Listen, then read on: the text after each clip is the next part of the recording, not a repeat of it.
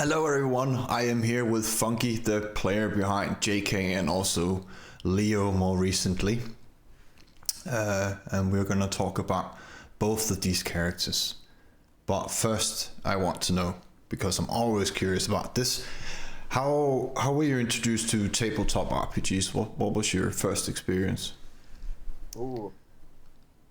Watching Critical Role Campaign 2. I hadn't really had any experience with tabletop RPGs before then, and then I saw the second campaign starting and I started watching, and then from there it just expanded. When was this? When Christmas 2017, like January 2018 maybe. Oh, okay. So not that long. So is D&D? D&D, yeah. Yeah. Was that also the first you played yourself? I started playing about a month before that, I think, but I didn't really know what I was doing, and our DM did not know what she was doing. But after watching a bit, I got more introduced to the concept and understood a bit more.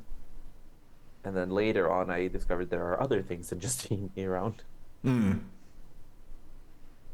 Most people start out with some variation of D&D, at least.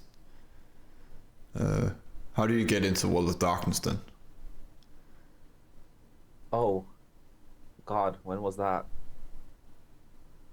Oh, yeah, I had pneumonia. That's the start of the story. I had pneumonia and I couldn't walk or do anything for 3 weeks. And I ended up watching LA by Night, binge watching it, because I was just lying in bed anyway and couldn't do anything. And I just fell in love with the entire setting, with vampires, werewolves, magicians, changelings, everything. As a whole, it's just amazing. Did you play before you were JK on the show? No. So I had no idea what I was doing, which was fantastic when you started the whole thing with me. And I had no idea what I was supposed to do, say, or anything. And from there, it's just kind of built. And now I have a good understanding of World of Darkness and how to VTM. I don't think it came across very much. JK was very much the quiet unless you ask him a question, and then he had all the knowledge. That's at least how I saw it. I also didn't know anything, so it worked perfectly. Yeah. Well, I didn't even know back then that you're completely new to it. I hadn't even played for that long. I'm a D&D player myself. Now we're talking about what appealed to you about the campaign back then. Was it just here's a chance to play, or was it something specific? Me and my friend were desperately trying to find vampire games, and she didn't seem all that interested in it, but I went on the Discord of the World of Darkness, and I was scrolling through games for days, and then your little ad popped up, and I was like, huh, that sounds fun, I'll apply. Why not? What's the worst that can happen? I'm glad you did. I needed another a Scandinavian to back me up here. Yeah, backing power, woo! That friend was that the inspiration for Vara? Yeah. Their name is Vara. Yeah. I thought of it because now going back through memories. Yeah. So yeah, pure coincidence, I guess. Well, it worked out well in the end. It did. It took, I think, a few sessions before we could hear you. I don't know what you're on about. My microphone has been perfect this whole time. Yeah, but I didn't know anything about editing or sound settings. I think you taught me that at some point, like equalizers and boosters and... Yeah, that stuff's fantastic. Yeah, works wonders. But it was also very new to all of it. It's a learning experience, I think, for most people. Since you had... learn at some point, you know.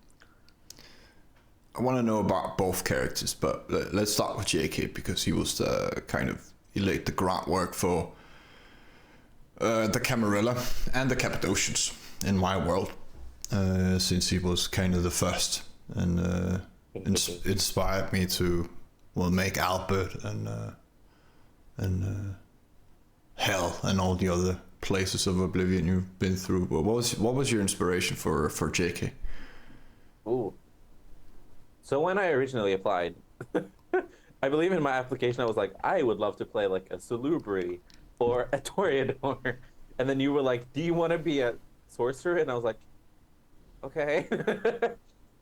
And then I ended up just doing a lot of research into both Tremere and Hecata. And I ended up being like, Hecata sounds a lot of fun because like zombies and like resurrection and whatnot. And so I did even more research into it, and I ended up going down a rabbit hole of morticianry. Yes. So I learned the names of all the mortician tools at some point, none of which I remember now. Yeah, I just based them around like a 19th century mortician who does not fit in any way, shape, form, hasn't adhered to the times. He turned out to be a really interesting character, and the whole concept of having your touchstone in a glass case, and I think it looked like fun. I was very happy when I found that lore sheet. Yeah. Of the Cappadocians. That was like, hey, well, Harbinger's Asher. Yeah. That was like, hey, you don't have to have living touchstones necessarily. One of them can be in a box.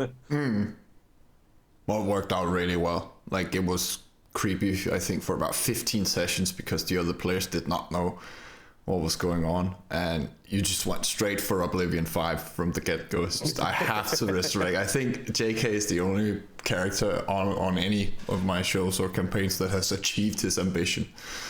Oh, well done on that. A very interesting character, and I think with Albert and the train and everything that just came along with it, it worked out perfectly. Yeah, it really did. So what about Leo? Oh. Because he's quite the opposite. He's very different from JKS. I wanted to lean it more into just... I was like, who... Like, out of European population, who is the most outwards and unruly and chaotic? And that's the Spanish in my eyes and in my experience. And I'm currently also studying it, so I was like, hey, let's go with a Spanish character. And then I thought, I still don't really know that much lore of the World of Darkness, like what happened when and rules. I still don't know any laws. So then I made Leo, who is blissfully unaware of anything going on. I feel like he's still kind of finding his feet, but it's slowly getting there. Oh, you're talking more, and that's always the thing. And you and Dave have some really fun interactions, in my opinion. Because you're trying to see through the bullshit, but you can't. Yeah, but I'm so dumb. And the capoeira thing, that was also very funny, at least. Like, I think Leo is the only, like, him and Oliver, probably the only ones in the coterie who can fight. Maybe Luke, a little bit. And you don't expect it from Leo. Yeah, no. He doesn't show any aggression, really. He's just kind of vibing, being himself, enjoying it. I want to kind of... I know he's technically Anarch, but... I don't know. I think his brief interactions with Adrian has been fun. Yeah, that's been fun. I can't wait to explore that further. Yeah. It's going to be... I have some ideas for that. They both appreciate good clothing. Expensive clothing. Yes, and neither of us like the suitors. Yeah, and I think if you ever decide to go for... what's it called? The power we can make objects, presence... I don't know, but I know it's 4 dots. Yeah, something. Can make some really good clothing. Oh yeah. Yeah. But I have plans. does Leo still think he's on vacation?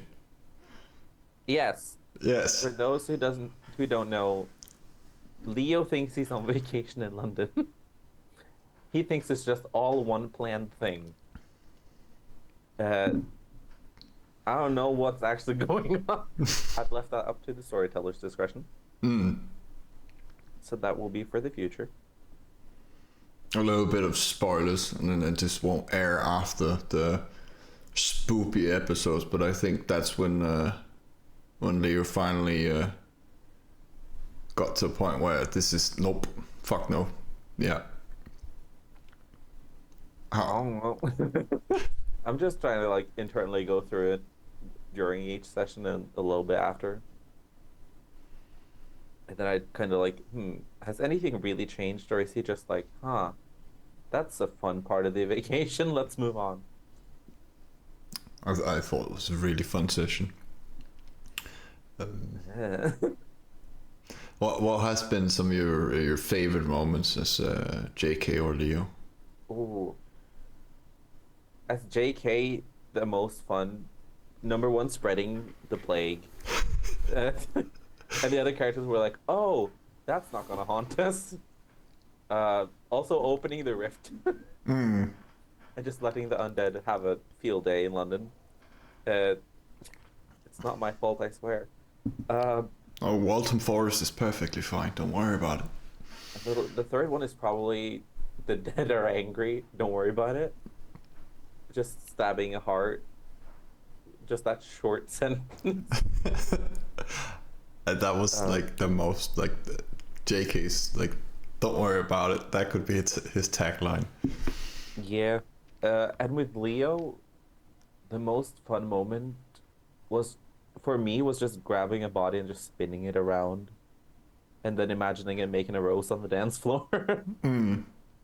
Quite violent. I mean, vampires are monsters in one way or another. Oh, I completely agree. Just get rid of all that humanity, embrace it. It's fine. Dancing with a corpse doesn't reduce humanity. We don't have anything against that. No, and I think you have not fucked up at any point with your dice. Because I don't think you have had any interactions with your beast. Yeah, I killed someone. But the beast didn't show up. Oh, but you haven't conversed with it or anything. Not yet. I've been very good at using passive skills. Yeah. Turning on awe and Milpopeny or whatever it's called. Yeah. Yeah, awe and melopony or whatever. It's the butterfly power. Yeah. I want to say. So, do you have some of I like to call them oh shit moments, like where you thought, okay, this is gonna go horribly wrong? Killing Blackford. Where I was like, oh fuck, there's a warlock behind here that seems to like Blackford. I'll just try to blind him real. Yeah. Where? Good initiative though. Could have worked. Fun. The other one was really this session. Sorry, the ghost session now, where we were told like, hey, you're gonna go to the labyrinth. And just personally, I was like, oh fuck, I don't want to go back into oblivion. Because I know Leo in no way likes dark, scary places. So that could have gone bad. Worse. You're not done with the place. Uh. I think Leo should just be glad that he does not have sense the unseen. Yeah, Leo's the Shaggy of ghost hunting. He will run away. Along with Dave, who's probably Scooby-Doo. Yes. Do you have any hints about what Leo might get up to in the future? Do you have a plan with him? Ooh. For right now, he's just vibing. He's just trying to enjoy his vacation and figure out what is going on. And I think when at some point when it is discovered that hey, it's not a vacation, you're sent here, or whatever plot points may come up, I'll have to think further on it. Because for now, he's just like, yep, this is temporary. Nothing I do here matters. Which is why he just left the corpse lying in the a back alley after Hmm. feeding on it, and why he doesn't really care who he interacts with and stuff. What do you think could change that? Because you're never really trapped. Well, I think that when Leo realizes that, hey, this isn't temporary, these might be permanent, he will start being a bit more careful with who he talks to and actually start learning what is going on. Because so far he has talked to the cult of Mithras. Well, he has talked to essentially every single faction except for the Nosferatu, Hmm. and just had conversations with them about various things. Not really thinking about the social game at all. But So that might change, yeah. you're going to see the Harpy at some point, who's also Toreador. Um, that might become a mentor if Leo allows it. But she is technically Camarilla, but Leo does not seem to care that much about factions. I mean, factions are fun at all, but you don't need them. Would you consider him autarkist at heart? I don't know, really. I have no clue. Leo is for now just existing, just Mm. going with the flow, whatever works at the time. So I guess for now, kind of autarkist. No, he does not seem to care about the politics of anything, at least. It's more Thus the far. who do you think he's bonded with the most? Oh, that one's hard. Because I don't want to say it's Dave, but I think it's Dave. Yeah, but Leo also has the that little tingle that Dave might Yeah. be. Yeah, There's a liar here, but I don't know where. But yeah, I think it's Dave so far. It's just been like a lot of the same personality on Dave and Leo, and like trying to do the same thing of like talking to people, convincing people of things. It's just that Dave is really pushing hatred on other people, which is suspicious. well, Leo is definitely the. I guess I would call him the front. Well, at least when it comes to talking, like walking into the bank and everything. I mean, that's just fun. I think you're the only one who actually have any social skills. Well, apart from Dave, but he's well, more a gaslighting type. Yeah. He'll just say whatever works. Yeah, it seems that way so far. I'm I guess talking. I've just become the front person, going into every situation and talking, and then everyone else fucks it up. Well, I think you're being very polite in every social situation, even talking to the Sabbat, and while he was being well, a bit of a dick, to say the least, objectifying women and yeah, being very evil, I guess. Not anymore. No, not anymore. Now he's about Now to it's look. Luke. Talking about relationships. Uh, I don't think a lot of people knew what JK thought of the prince and Alex the way through. Oh yeah, that wasn't really openly explored. So, uh, JK has a how do I say hatred uh, of Alex and that whole situation where he was just like, oh yeah, let's just kill someone because I want it. JK was more like, no, everything is supposed to have a reason, more like if I have a use for you, then I still wouldn't keep you around. So it seemed a bit wasteful to just kill Blackfur and then have a big target on us. But yeah, that was a whole thing where behind the scenes was just not liking Alex as a character, but at the same time, fantastic character choices. Yeah. Really well played. It was a fun coterie. I It think was a lot of fun. you obviously bonded with Naomi or JK did. And I think JK and Killjoy were both the scary guys, but in the different kinds of ways. I don't know what you're on about. I was delightful.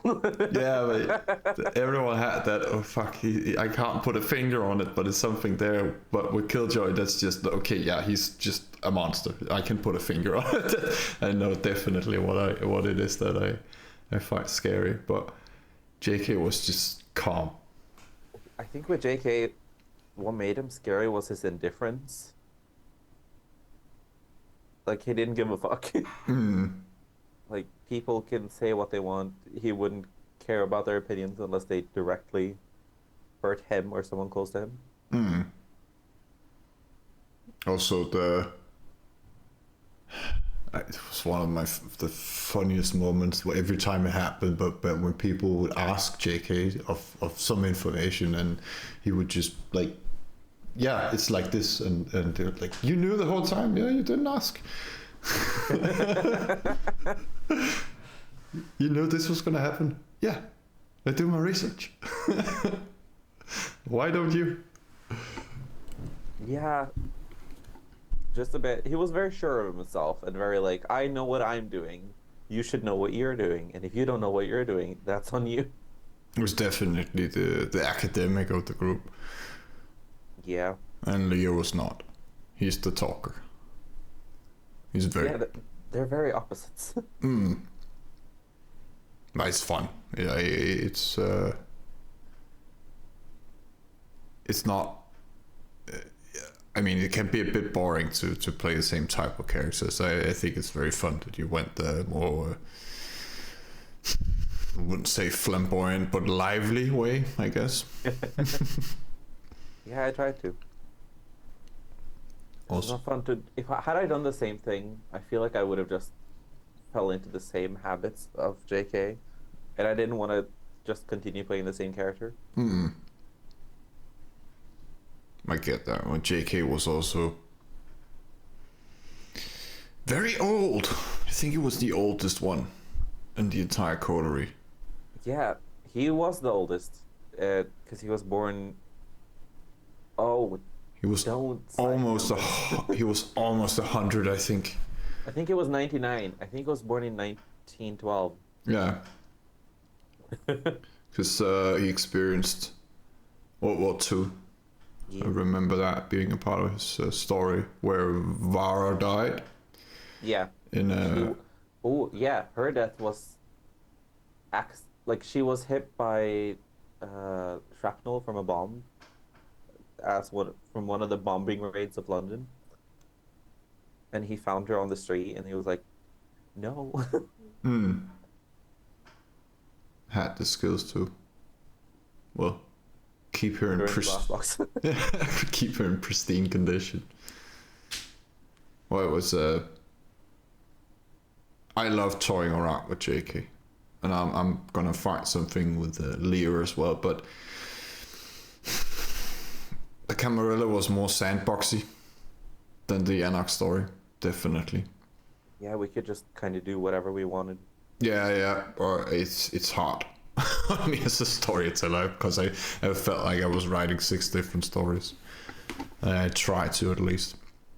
Yeah, everyone had their own goals and points to where they wanted to go and who they wanted to interact with. I mean, Vaughn had fun with werewolves at some point. And told no one. No. A lot of secrets. I guess that's just vampiric nature. Yeah. I have another question, because ideas for the future, and it also helps me.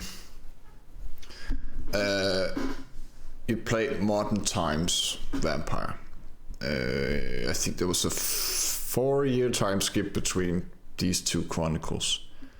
JK was old-ish, or at least Ancilla almost level. Leo was barely a neonate. If you went back in time and had to play through the Dark Ages, what do you think would be interesting? Oh, that's hard. Because Dark Ages, things were so different, and you couldn't just kind of do whatever you wanted as a vampire, because people would just show up and kill you. Yeah. No cameras. I haven't really thought about that. I've just kind of. Oh, I'm gonna need time to think on that. Yeah, it's fine. I'm just so many choices. I'm just picking your brain. So many ideas just flooded my brain. It's just like very different things that could go on. Like a gangrel obviously had easier time back then because animals were more common everywhere, so they could just kind of live their life in caves and whatever. And the odds of them being found were lower. Except for the time where the church fucking stood up. It's a long period of time. Yeah. Because I am thinking, and it's far into the future, but I'm trying to figure out what could be interesting because I'm trying to make a campaign that stretches over 900 years. Where that would be hard. Yeah, and people will have to play 3 different characters. Because it's a bloodline thing. Where you start as the elder, and then you play the child and so on. But the mechanic of it is that you have a discipline that you throw away and change for something else. For example, I had a test group where a Ventru, they threw away presence and took potence as a clan discipline instead. Nice. Well, it's kind of making a very long-term plan. It came to my mind, so I'm trying to run it by people that have played with me for a long time. I mean, if we're thinking setting, I think countries that have like old power would be very interesting, like Italy, Germany, Greece, for that sake. But if we're gonna stay in England and with London, it's gonna be more complicated. Oh, it's still Mithras. Yeah, that's true. So in a way, things won't change. But on the other side, Mithras on the top of his power will also be a challenge. Yeah. It's about and yeah, it's gonna be. I'm trying to think time periods now, but it's leading up to War of the Princes. So this is pre Camarilla and Sabat. I don't know what time this is. it's pre everything that's faction related or sect, I guess. I don't know how. Oh wait, War of the Princes is the 1500s, isn't it?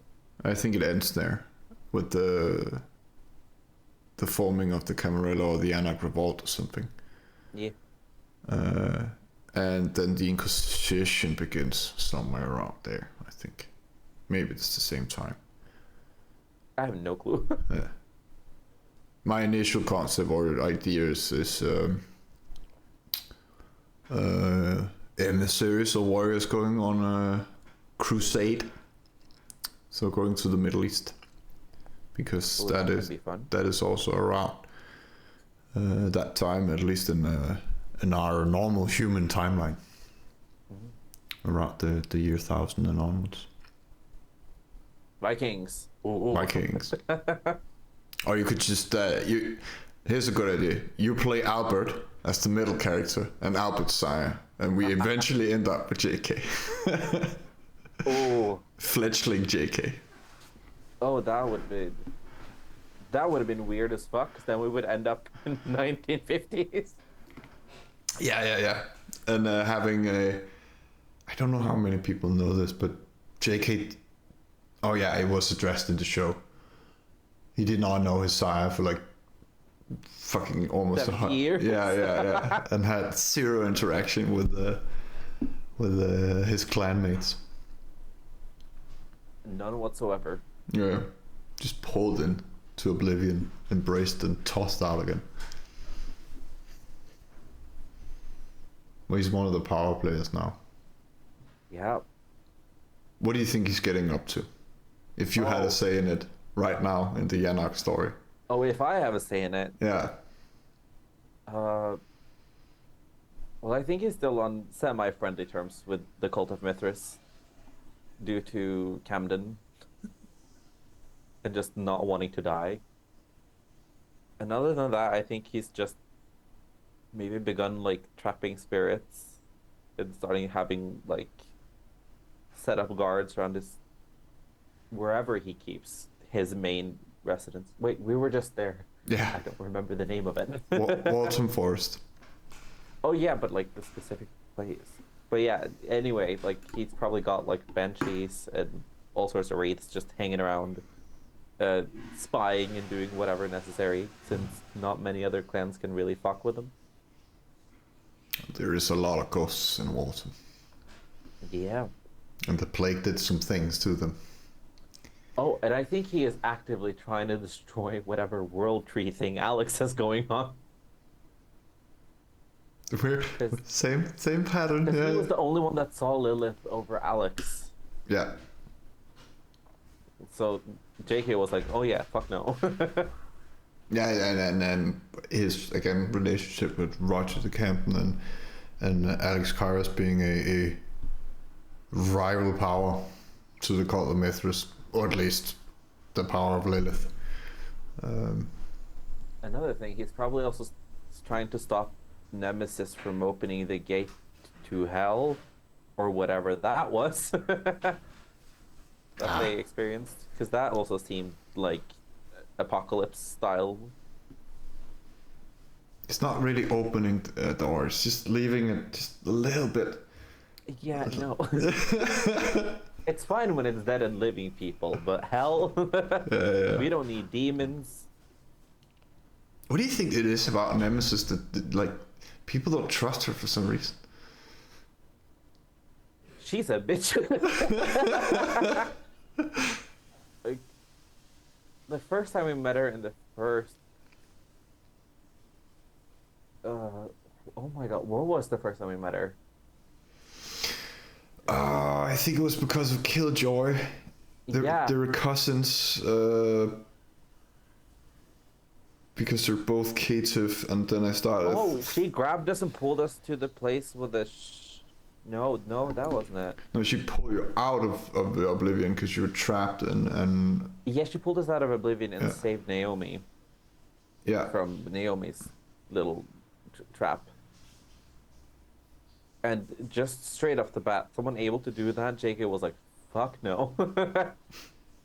And then in this like era, like Leo first introduction to Nemesis was, oh, she's here to get me. This must be where I'm supposed to go off. And then we get to the Anarchs and they say, oh yeah, our people didn't find you.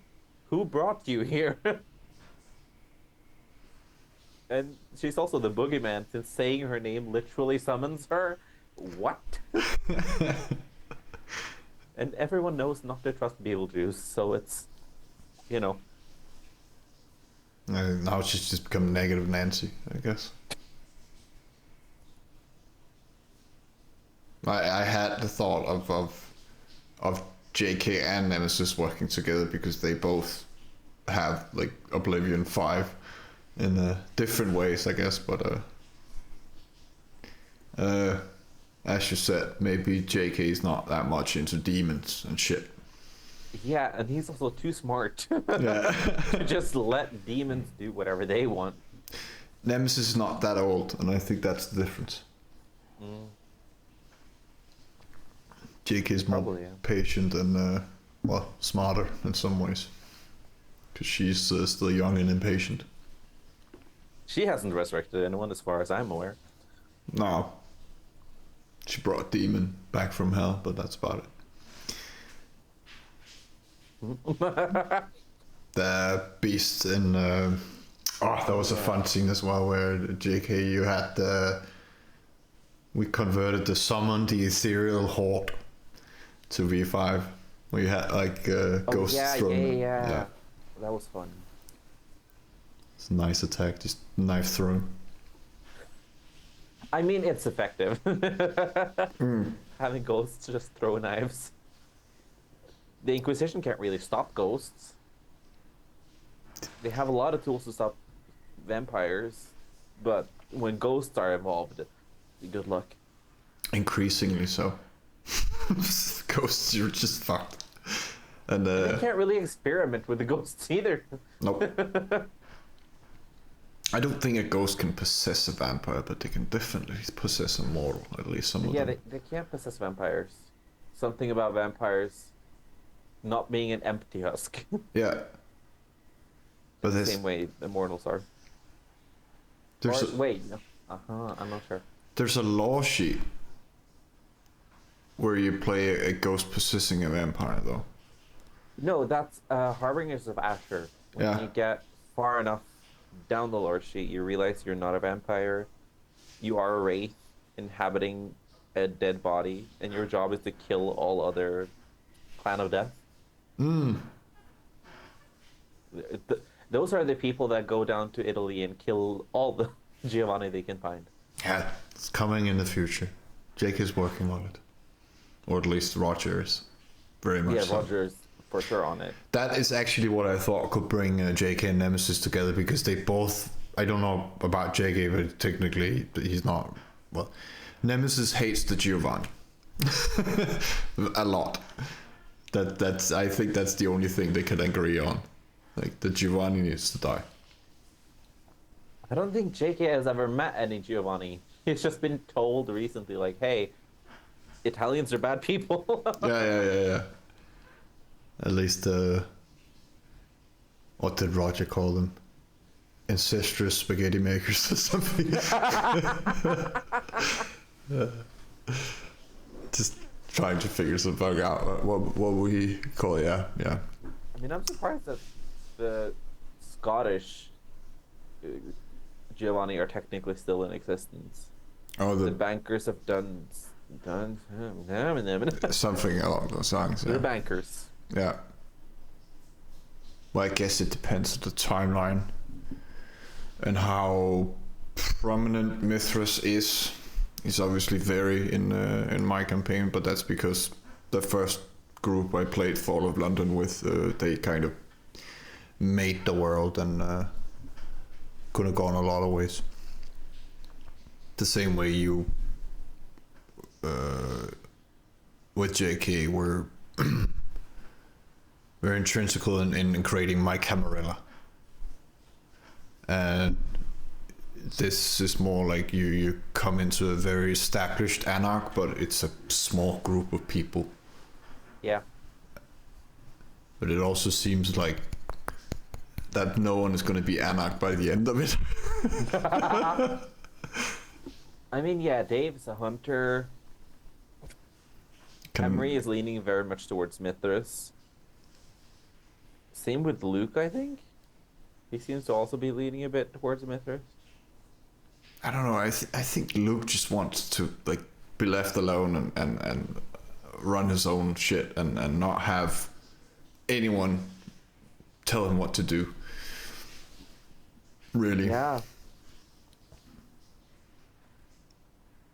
Oh my god, my mind is completely blanking. So at one moment, I do need to double check. Because the only name I can come up with is Vaughn. Oliver. Every time I see his face, all I think is Vaughn. Yeah. You know, Oliver also seems to not be caring who he sides with. Very autarky. Just being like, I want this one thing. Fuck off. Yeah, whatever takes me there. Yeah. And yes, trying to deal with a lot of people to get to his goal. Like even Victor and everyone else in the Anarchs, even the Horsemen are like, we need to kill Victor. But Oliver is just whatever makes me handle fire.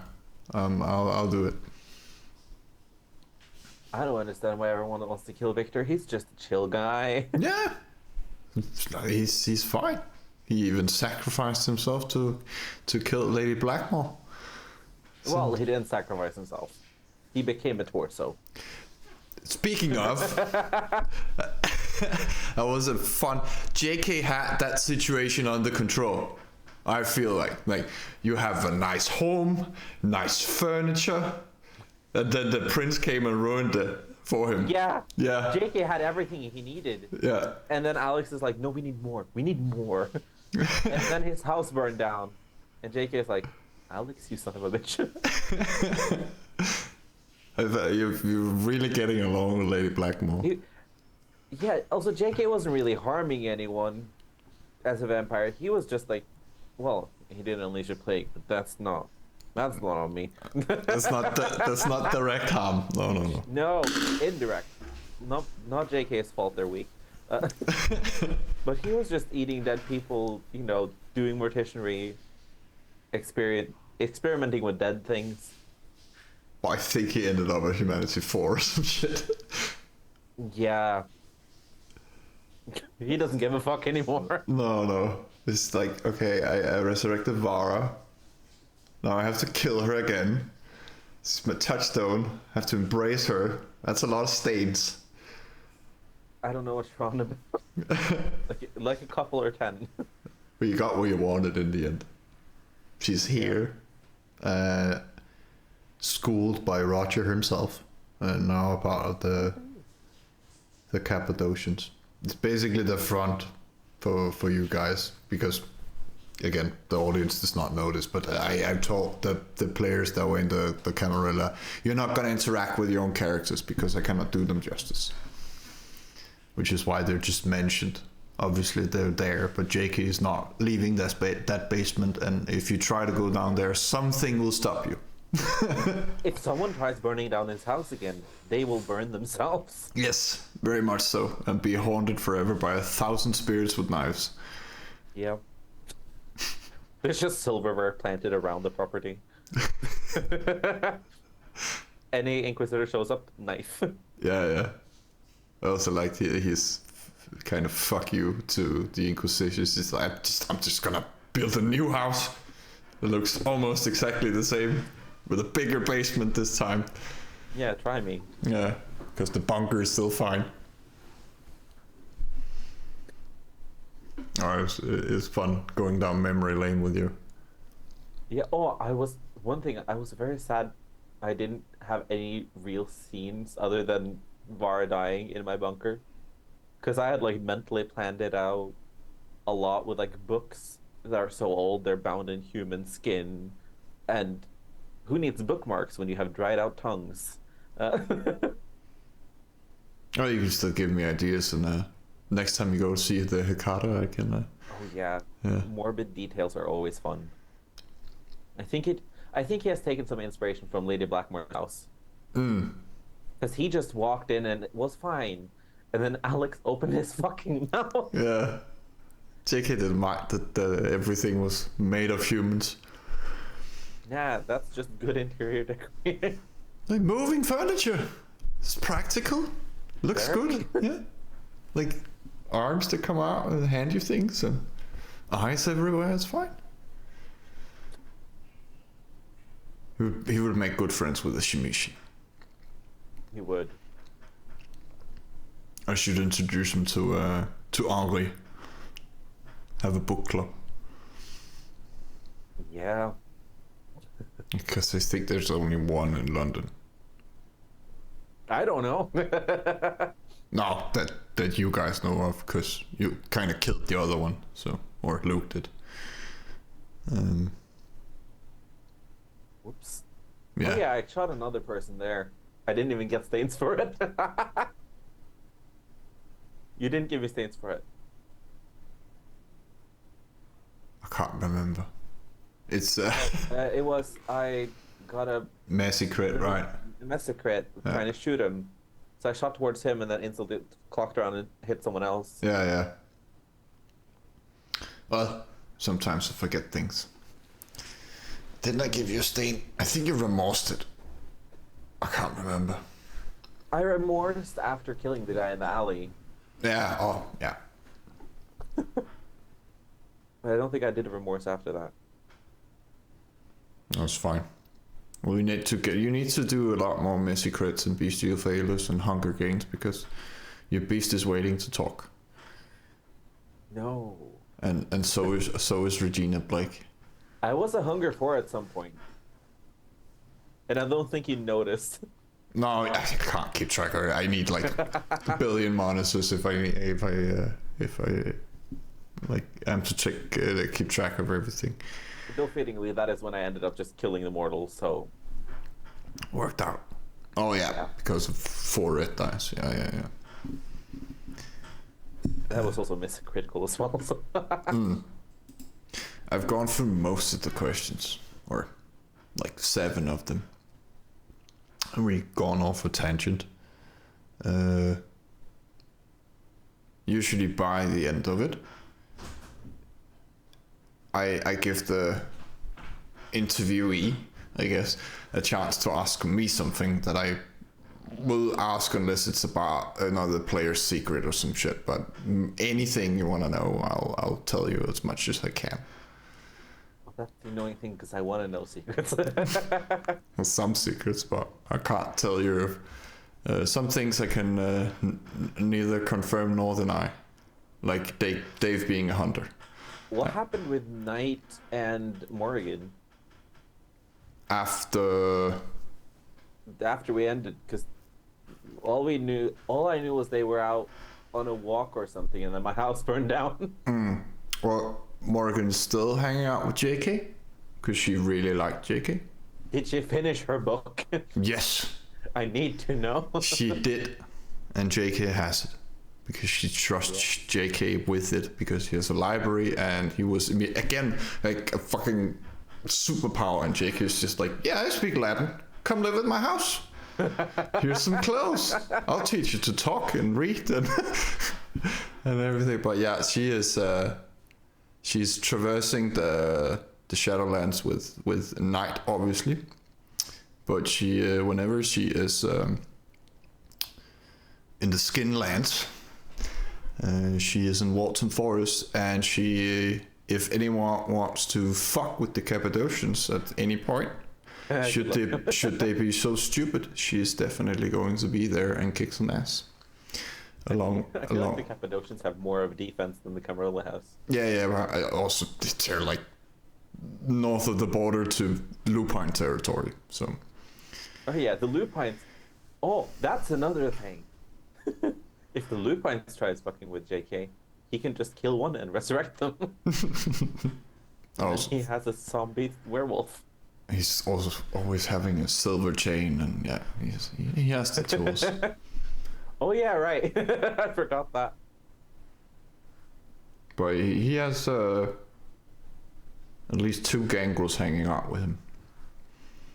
Amelia's not low level either. No.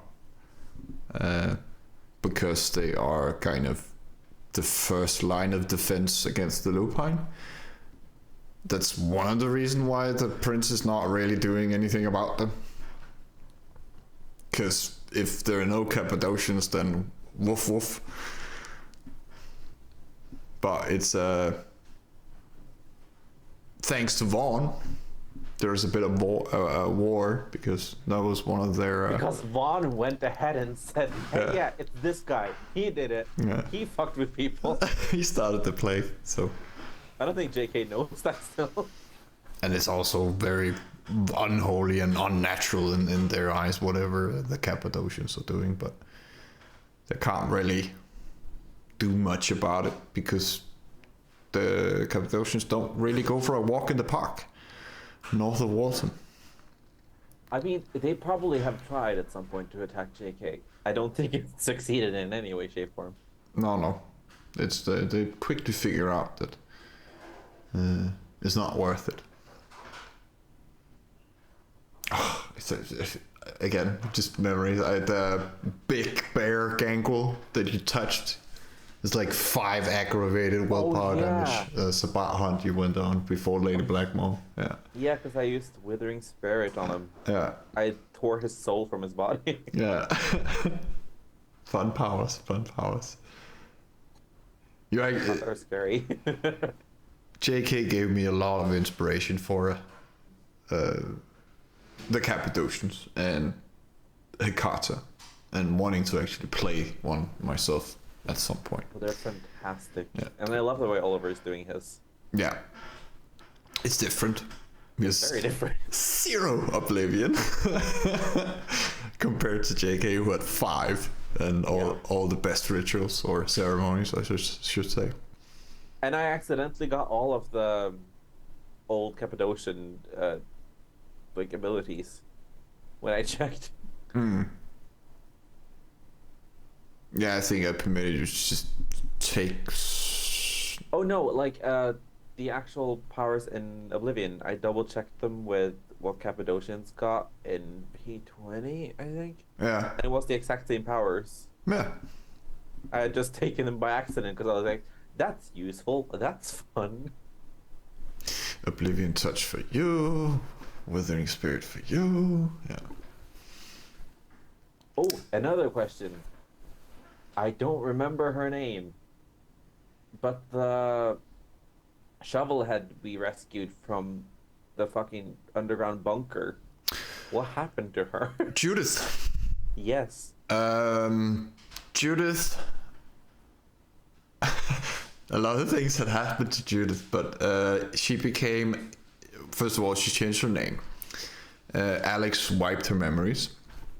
She became human again. Became a touchstone of the prince. Moved away from London. And is very well supported through mysterious means. I can't remember the conviction tied to the prince, but it's out there somewhere. And with my other group, the Outcasts, Amelia, Jasper, and Ari, the others, at some point in that story, Alex did a Bradford, and a Bradford is where you kind of just send people a picture of their touchstone as a threat. I think that's how the Camarilla story started initially. You all just given a picture of your touchstone to push you along, and it's just been known as a Bradford ever since. And their response, that group, was they paid the Nosferatu Broodfather a life boon to fight Judith and send a picture back to the prince to make him leave them alone. That's how she has been involved. But she's no longer Judith. I can't remember what name I gave her, but and she's no longer Thinblood. And she does not remember any of the kindred world. Something with Alex wanting to gain back some humanity. Silly. But yeah. Doesn't sound like Alex, to be honest. No. He was at 6. I thought it was fine. Or 5. I can't remember. But yeah, still Prince, so powerful, and I'm. It's fun to see how everything and all my groups are interacting with the world that everyone created. I do also think it's very fun that the Mithradites never really had anything, like JK never interacted with them in any way, shape, form that was negative. But Alex cursed them out every chance he could. They weren't around. Well, they're nice guys. Yeah, don't fuck with them. They don't fuck with you. Yeah, exactly. But I think it was he played very well into it. It was a vengeful thing, like, I'm in charge. This is my city. Blah blah blah. Mithras is nothing. And really, as a prince, you're just a fucking steward for an Archon when it comes down to it, or a seneschal for Mithras. Yeah. I'm having a well, that's around the table at least, but with my real life group, where they're going back to their Heralds of the Sun and killing all of London or converting them. Let them try. Yeah. Honestly, let them try. JK will be the hardest to fucking deal with. I think JK is just gonna be, if they go like just subjugate to Mithras or die. It's just, can I continue my work as usual? Yeah, fine, whatever. Well, either that or he'll just go into the Shadowlands for a couple hundred years. Yeah, it's a peace. See you on the other side. But now Roger is very fond of JK because he created the perfect weapon against the Giovanni. Right, the fucking blood. That turns people into zombies. Yep. Or possessing spirits, more like. It's not really a zombie, but It's weird. it was fun to come up with. And the dead are angry. Don't worry about it. It was a happy little accident because I needed to lose humanity to gain the knowledge of how to resurrect someone. Let's open the book. Yeah. Yeah. I was also kind of done on a whim. Just, I'm gonna go to this bar and beep. And I asked you what kind of disease, and I think because of your age or something, it's just the Spanish flu, I think you said. Yeah, because it was raging when JK was a child. Yeah. And then obviously you mix that with Oblivion and things are gonna happen. It didn't last that long though.